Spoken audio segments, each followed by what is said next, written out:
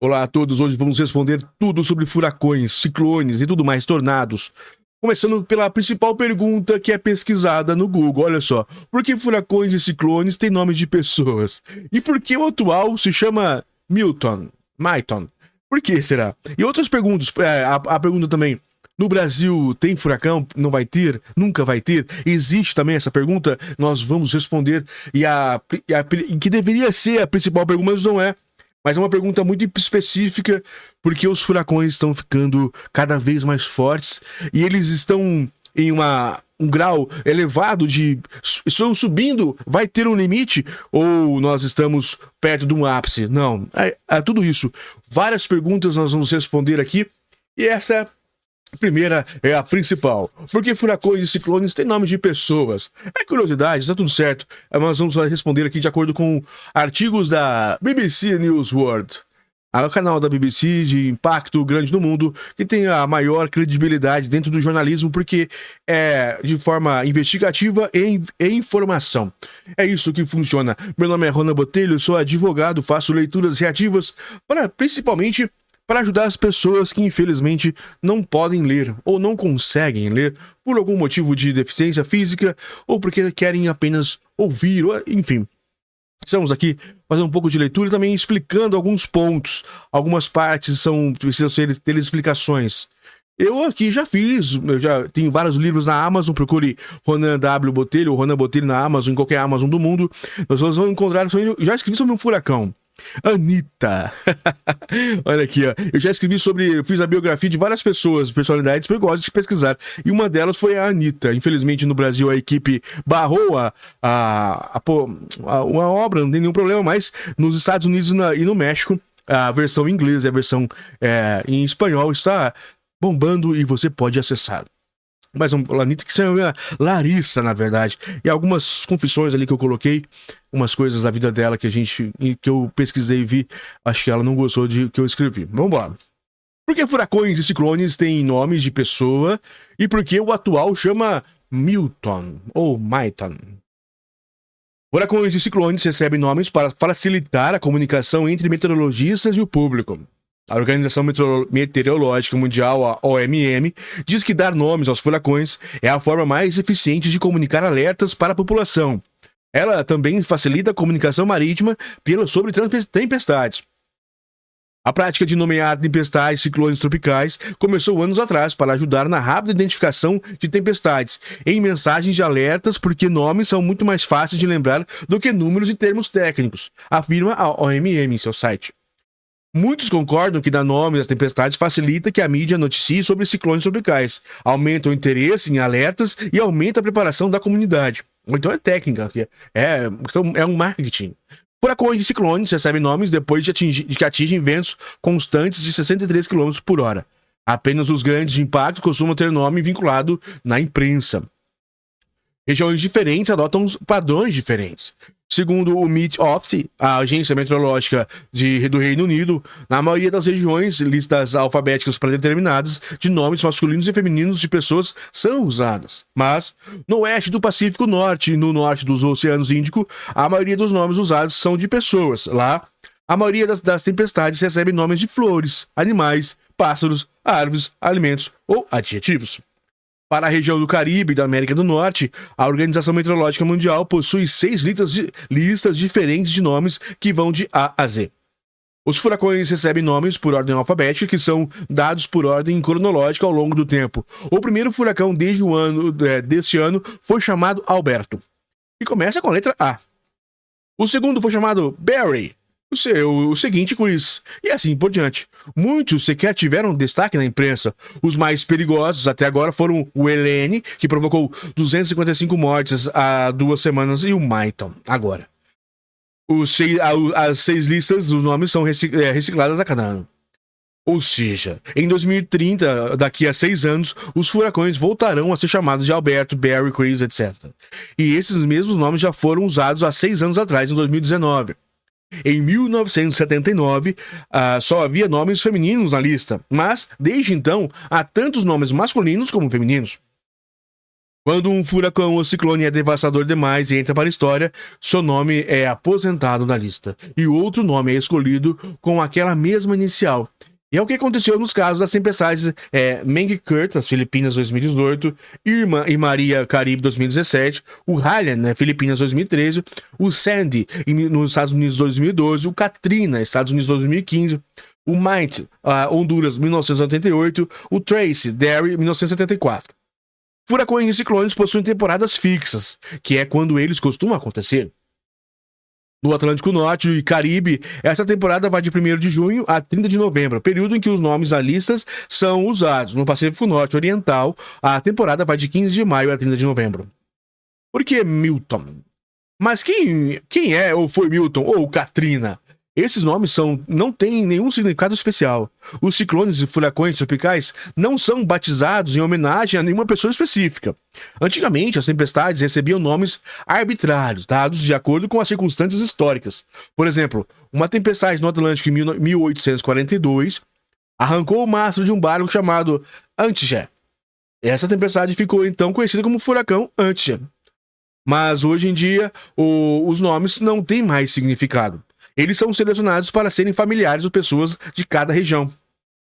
A principal função do nome é que ele seja facilmente lembrado pelas pessoas que precisam se lembrar para lidar com as tempestades. Os nomes usados em 2024 para o Atlântico Norte, Golfo do México e Caribe são Alberto, Barris, Chris, Debbie, Ernesto, Francine, Gordon, Helena, Isaac, Joyce, Kirk, Leslie, Mainton, Nadine, Oscar, Patty, Rafael, Sarah, Tony, Valerie e William. Outras regiões não usam nomes como Alberto, Helene e Milton. Ciclones que surgiram no Pacífico Norte Oriental, este ano, nessa mesma ordem cronológica, receberam o nome de Aleta, Hector e Miriam. Confira abaixo, mas não vou ler o nome dos furacões aqui. Agora eles colocam os nomes dos furacões desde 2019 a 2015, etc. E como será as próximas listas. Isso é irrelevante pra gente neste momento. Com bastante coisa para ler e conversarmos. Agora o segundo tema. Furacão Milton chega à Flórida. Por que furacões estão ficando cada vez mais fortes e perigosos? Aqui eu vou pular, depois a gente fala sobre o furacão, se vai ter ou não algum dia furacão no Brasil. Todo mundo acha que nunca vai ter, mas pela probabilidade que as coisas estão esquentando demais, os oceanos, aqui nosso oceano, ele é diferente do oceano lá de cima, então a questão, tem essa questão, que eles é mais frio do que no meio do globo, né, digamos assim, os polos mais perto do polo, aqui o Brasil fica, então por isso os furacões aqui fica mais difícil. Mas vamos explicar aqui por que o Milton vai atingir o estado da Flórida e por que ele é tão perigoso. Aqui é uma reportagem um pouco pretérita, mas vamos ler aqui. O furacão potencialmente mortal Milton chegou na noite de quarta-feira, dia 9/10, à costa da Flórida. Há registros de inundações, casas destruídas e milhões de pessoas sem luz. O Centro Nacional de Furacões dos Estados Unidos afirmou que o furacão chegou a sexta Key por volta das 9 horas e 40 minutos no horário de Brasília, 9 da noite, 21h40 no horário de Brasília, com vento de até 205 km por hora. O ciclone foi classificado com uma categoria 3, uma escala que vai até 5, a mais grave. Mesmo com rebaixamento de 5 para 3, ele permanece tendo potencial devastador. A chegada do Milton acontece 2 semanas depois que o outro furacão de categoria 4, o Helene, atingiu o litoral oeste do estado, causando 255 mortes na Flórida, Geórgia, Carolina do Sul, Tennessee, Virgínia e Carolina do Norte. Esse último foi o estado mais atingido. Olha, acabaram de ser atingidos e já foi de novo. Complicado. Condições atmosféricas e oceânicas preparam o cenário para uma temporada de furacões extremamente ativa, que pode ser uma das mais movimentadas que temos registros, afirmou a Agência Meteorológica Americana National Oceanic and Atmospheric Administration, a NOAA, em uma alerta recente de agosto agora. Quando uma tempestade vira furacão? Tempestades tropicais viram furacões quando atingem picos contínuos de ventos de 119 km por hora. Grandes furacões de categoria 3 e acima são os que atingem a velocidade de 178 km por hora. Há 5 categorias no total, e a última delas tem ventos de no mínimo 252 km por hora, que era o que o Milton, eles esperavam. Ele estava nessa categoria, o Milton, mas quando ele atingiu o solo, por motivos meteorológicos, ele perdeu a força. Isso explica porque o solo estava mais frio do que a água. A água estava mais quente, por isso que estava mais forte. Em cima, frio, embaixo... enfim. Existe toda a... Vamos ver se explica aqui. Se não tiver aqui, eu vou explicar como que funciona a força motriz aí desses furacões. O que acontece nos ciclones? Vamos lá. Muito bom essa explicação deles. O que está por trás da temporada movimentada de furacões deste ano? Especialistas dizem que temperaturas recordes da superfície do mar são parte do problema, além de uma mudança em padrões climáticos regionais, como estava dizendo agora há pouco. O enfraquecimento dos padrões do El Niño e a provável mudança para condições da Laninha criaram condições atmosféricas favoráveis para a formação de tempestades no Atlântico. O furacão Barry, de junho a julho de 2024, quebrou muitos recordes antigos na bacia do Oceânico, e seguimos vendo sinais climatológicos de uma temporada ativa, disse Matthew Rosencrantz, meteorologista de furacões do Climate Prediction Center de NOAA. Em contraste com o Atlântico, a NOAA já previu uma temporada abaixo do normal na região do Pacífico Central. Porque furacões recebem nomes, a gente acabou de ler, então não vou ler novamente. Qual é o efeito das mudanças climáticas nos furacões? Não há indícios de que mudanças climáticas estão produzindo mais furacões, mas estão aumentando a probabilidade de furacões mais poderosos, com chuva. Por exemplo, estima-se que as enchentes provocadas pelo furacão Katrina em 2005 foram 15 a 60% maiores do que o seriam, caso o mesmo fenômeno tivesse acontecido em 1900. Furacões provocam outros problemas, como chuva intensa e enchentes, que são fenômenos que estão se identificando com as mudanças climáticas. Enquanto isso, o aumento do nível do mar em curtos períodos de tempo, provocando furacões, está acontecendo em cima de uma base já maior. Isso acontece porque o nível do oceano já está maior por causa do derretimento das camadas polares e o aquecimento do mar. O aumento do nível do mar faz crescer a probabilidade de enchentes, o que faz com que furacões sejam ainda mais devastadores do que os dos anos passados, diz Andrew Glass, professor de ciências atmosféricas do Texas, da A&M University. Pesquisadores alertam que a população precisa se conscientizar sobre os perigos relacionados às tempestades, em especial diante das tempestades e que a velocidade dos ventos crescem muito rapidamente. Já estamos vendo um aumento em geral no ritmo de aceleração que os furacões do Atlântico estão se intensificando. Já estamos vendo aumentos generalizados nas taxas de aceleração e os furacões do Atlântico se intensificam, o que significa que provavelmente já estamos vendo um risco maior de perigos para nossas comunidades litorâneas, explica Andrea Garner, professora do Brown University nos Estados Unidos. Ainda é difícil prever a rápida intensificação de tempestades, o que aumenta os desafios que surgem ao tentar proteger nossas comunidades mais litorâneas pelo mundo. O número de ciclones tropicais não deve aumentar globalmente, de acordo com o órgão climático da ONU, o IPCC. Mas, à medida em que o mundo esquenta, o IPCC diz que é muito mais provável que os ciclones tenham maior taxa de precipitação e atinjam maiores velocidades máximas de vento. Isso significa que uma proporção maior de ciclones atingiria as categorias mais intensas, que são a 4 e 5. Quanto mais as temperaturas globais aumentam, mais extremas essas mudanças tendem a ser. As proporções de ciclones tropicais atingindo as categorias 4 e 5 podem aumentar em cerca de 10% se os aumentos da temperatura global forem limitados a 1,5 graus Celsius. Mas essa proporção pode atingir 13% no caso de um aumento de 2% na temperatura global e 20% no caso de 4 graus Celsius, diz o IPCC, embora os números exatos ainda estão incertos. No geral, o IPCC conclui que há uma alta confiança que os humanos contribuíram para aumentos da precipitação associados a ciclones tropicais e confiança média de que os humanos contribuíram para a maior probabilidade de ciclone tropical a ser mais intenso.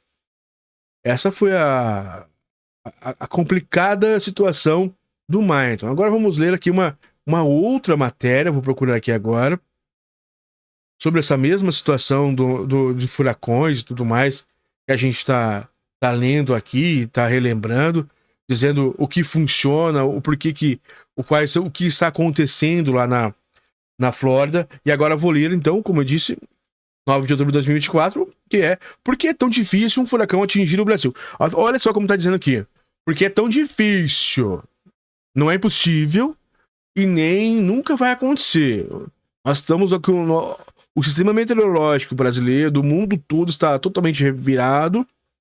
Então, é lógico que atualmente é quase impossível um furacão do tamanho do mar, então de 4, 5. Mas nós temos várias tempestades aqui que estão causando enchentes, causando várias coisas ruins. Olha o Rio Grande do Sul, o que aconteceu o ano passado. Foi começo desse ano, né? 2024. E olha, e outras coisas. Então vamos entender aqui, lógico que não é nenhum alerta, mas é uma situação de preocupação e é para as pessoas ficarem sabendo o que acontece. Felipe Souza e Leandro Machado, do BBC Brasil em São Paulo.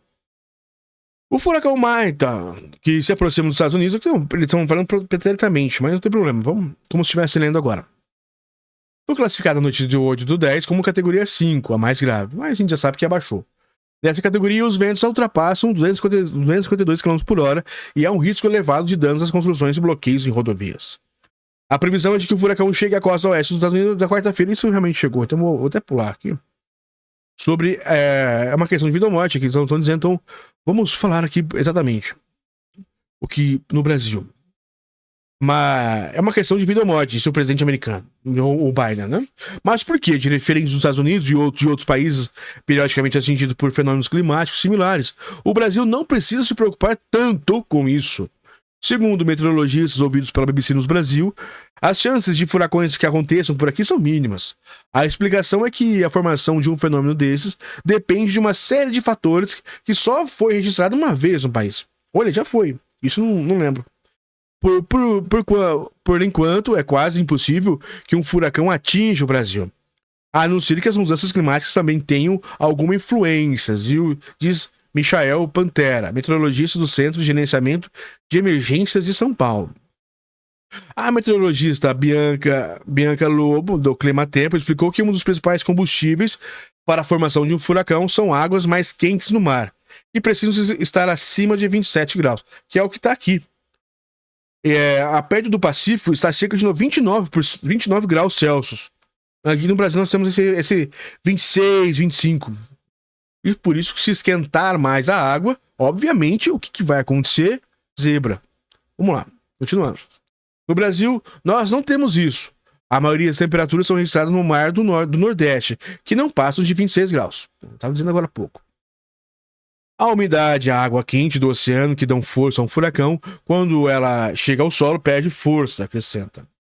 Outro fator necessário para a formação de um furacão é o cisalhamento ou a tesoura de vento, como são chamadas as mudanças de velocidade ou direção das correntes. Os especialistas explicam que esse fenômeno é raro nos países localizados na linha do Equador, como no Brasil. Meteorologistas afirmam que esse é um fator que também inviabiliza que uma tempestade formada no Caribe atinja o Brasil, já que ela perderia completamente a força ao se aproximar da linha do Equador, porque ela vai ficando mais gelada embaixo e em cima vai perdendo força. Tufão, tornado e furacão. A definição de tufão, furacão é a mesma coisa. A diferença entre eles é um ponto de formação. Eles são um conjunto de tempestades com centenas de quilômetros de diâmetro, surgem nos oceanos sobre águas quentes e podem durar alguns dias. Segundo meteorologistas, ambos são ciclones tropicais formados em oceanos, o tufão e o furacão. O que diferencia é que os tufões se formam no oeste do Pacífico e os furacões no Oceano Atlântico e na região leste do Pacífico. Então, essa é a diferença. Oeste do Pacífico e os furacões no Oceano Atlântico, na região leste do Pacífico. Legal. Já os tornados são núcleos de tempestades, muitas vezes formados a partir de furacões e tufões. Como sua formação só depende de uma tempestade muito forte, eles geralmente são pequenos quando comparados a furacões e duram por volta de uma hora. Historicamente, só um furacão foi registrado na história do Brasil, chamado de Catarina. Ele atingiu o litoral do Rio Grande do Sul e Santa Catarina em março de 2004. Olha, um furacão já pegou o Brasil, mas é pequeno, como eu disse ali, é uma hora, mas mesmo assim é perigoso. Na época, pelo menos 40 cidades foram atingidas, segundo o Centro de Estudos de Engenharia e Defesa Civil da Universidade Federal de Santa Catarina, e os ventos atingiram a região a uma velocidade de cerca de 180 km por hora. É bastante coisa. 4 pessoas morreram, 518 ficaram feridas e cerca de 33 mil desabrigados. Mas os meteorologistas classificam o caso como raríssimo. Foi uma condição totalmente atípica e é muito difícil de acontecer, ao contrário dos tornados, que inclusive são filmados com frequência no Brasil, diz Bianca Lobo. Segundo Pantera, ainda uma divergência se Catarina foi de fato um furacão. Ele era uma frente fria que em determinado momento se deslocou e fez um caminho contrário, na direção do oceano. Ainda há muitas discussões se o Catarina era de fato um furacão. Mesmo com uma intensidade menor, a recomendação para que quem avistar um tornado ou trombada é fugir. Se uma pessoa é atingida por um fluxo de vento, dificilmente ela consegue escapar. A maior probabilidade é que ela seja sacudida, arremessada onde estiver, inclusive embarcações. Algo básico. Então foi isso. Falamos um pouco sobre furacões, tufões, se no Brasil vai ter ou não vai.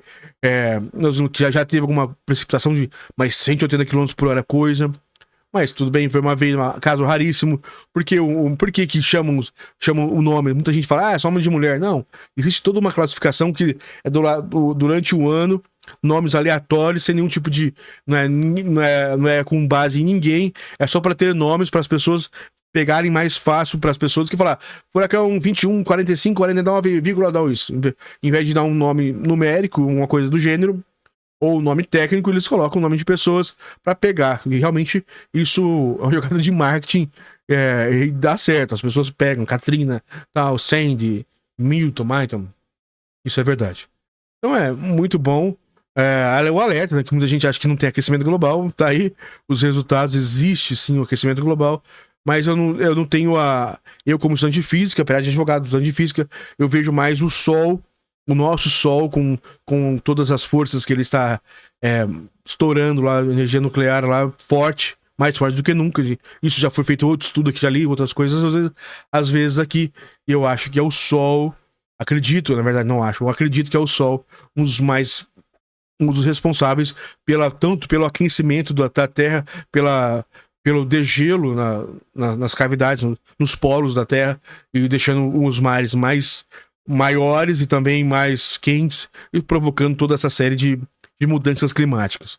É o Sol, na minha opinião, que é o maior culpado. Claro que no efeito estufa, aquela coisa toda do homem, né, gases que existem aqui, os nossos determinados indústrias, carros e tudo mais. Mas eu ainda acredito que é o Sol o principal responsável, e nós temos que ligar-se um alerta e ficar de olho, mesmo que no Brasil, mais perto onde eu tô, em Londrina, mais perto onde eu tô, que é o Rio Grande do Sul, teve uma catástrofe jamais vista, e a ideia de que isso vai acontecer de novo é real, vai acontecer de novo, inundações e tudo mais. Espero que não tenha mortes, mas infelizmente o mundo todo está sobre ataque climático. Forte abraço.